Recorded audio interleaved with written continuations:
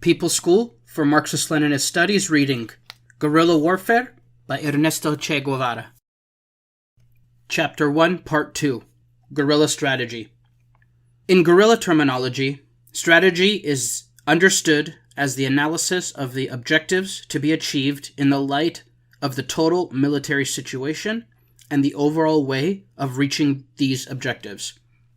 To have a correct strategic appreciation from the point of view of the guerrilla band, it is necessary to analyze fundamentally what will be the enemy's mode of action. If the final objective is always the complete destruction of the opposite force, the enemy is confronted in the case of a civil war of this kind with the standard tasks. He will have to achieve the total destruction of each one of the components of the guerrilla band. The guerrilla fighter, on the other hand, must analyze the resources which the enemy has for trying to achieve that outcome. The means in men, in mobility, in popular support, in armaments, in capacity of leadership on which he has count. We must make our own strategy adequate on the basis of these studies, keeping in mind always the final objective of defeating the enemy. There are fundamental aspects to be studied, the armament, for example, and the value of using this armament. The value of a tank, of an airplane in the fight of this type must be weighed. The arms of the enemy, his ammunition, his habits must be considered because the principal source of provision for the guerrilla force is precisely in the enemy armaments. If there is a possibility of choice, we should prefer the same type as that used by the enemy, since the greatest problem of the guerrilla band is the lack of ammunition which the opponent must provide. After the objectives have been fixed and analyzed, it is necessary to study the order of the steps leading to the achievement of the final objective. This should be planned in advance, even though it will be modified and adjusted as the fighting develops and unforeseen circumstances arise. At the outset, the essential task of the guerrilla fighter is to keep himself from being destroyed. Little by little, it will be easier for the members of the guerrilla band or bands to adapt themselves into their form of life and to make flight and escape from the forces that are on the offensive an easy task because it is performed daily. When this condition is reached, the guerrilla, having taken up inaccessible positions out of reach of the enemy, or having assembled forces that deter the enemy from attacking, ought to proceed to the gradual weakening of the enemy. This will be carried out at first at those points nearest to the point of active warfare against the guerrilla band, and later will be taken deeper into enemy territory, attacking his communications, later attacking or harassing his base of operations and his central bases, tormenting him on all sides to the full extent of the capabilities of the guerrilla band. The blows should not be continuous. The enemy soldier is in a zone of operation, ought not to be allowed to sleep. His outposts ought to be attacked and liquidated systematically. At every moment, the impression ought to be created that he is surrounded by and completely encircled. In wooded and broken areas of this effort should be maintained both day and night in open zones that are easily penetrated by enemy patrols, at night only.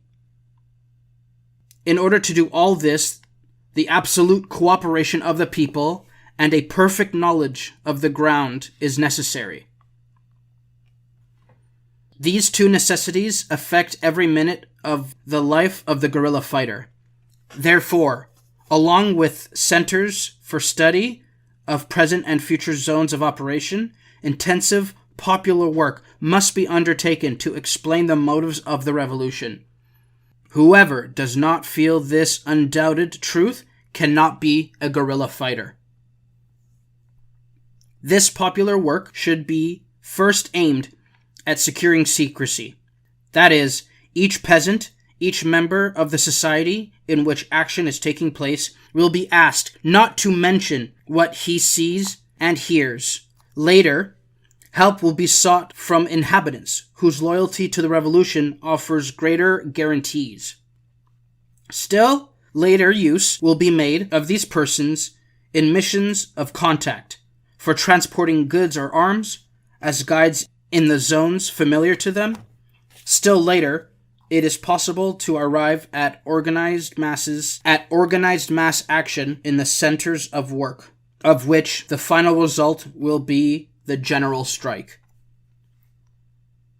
The strike is a most important factor in civil war, but in order to reach it, a series of complementary conditions are necessary which do not always exist, and which very rarely come to exit spontaneously. It is necessary to create these essential conditions basically by explaining the purpose of the revolution and by demonstrating the forces of the people and their possibilities. It is also possible to have recourse to certain very homogeneous groups, which must have shown their efficacy previously in less dangerous tasks, in order to make use of the terrible arms of the guerrilla band, sabotage. It is possible to paralyze entire armies, to suspend the industrial life of a zone, leaving the inhabitants of a city without factories, without lights, without water, without communication of any kind, without being able to risk travel by highway, except at certain hours. If all this is achieved, the morale of the enemy falls, and the morale of his combatant units weakens, and the fruit ripens for plucking at the precise moment. All this presupposes an increase in the territory included within the guerrilla action, but an excessive increase of this territory is to be avoided. It is essential always to preserve a strong base of operations and to continue strengthening it during the course of the war. Within this territory, measures of indoctrination of the inhabitants of the zone should be utilized. Measures of quarantine should be taken against the inconceivable enemies of the revolution. All the purely defensive means, such as trenches, mines, and communication, should be perfected. When the guerrilla band has reached a respectable power in arms and in number of combatants, it ought to proceed in the formation of new columns. This is an act similar to that of the beehive, when at a given moment it releases a new queen, who goes to another region with part of the swarm. The mother hive, with most notable guerrilla chief, will stay in the less dangerous places, while the new column will penetrate other enemy territories, following the cycle already described. A moment will arrive in which the territory occupied by the columns is too small for them, and in the advance towards regions solidly defended by the enemy, it will be necessary to confront powerful forces. At that instant, the columns join, they offer a compact fighting front, and a war of positions is reached, a war carried on by regular armies. However, the former guerrilla army cannot cut itself off from its base, and it should create new guerrilla bands behind the enemy, acting in the same way as the original bands operated earlier, proceeding thus to penetrate enemy territory until it is dominated.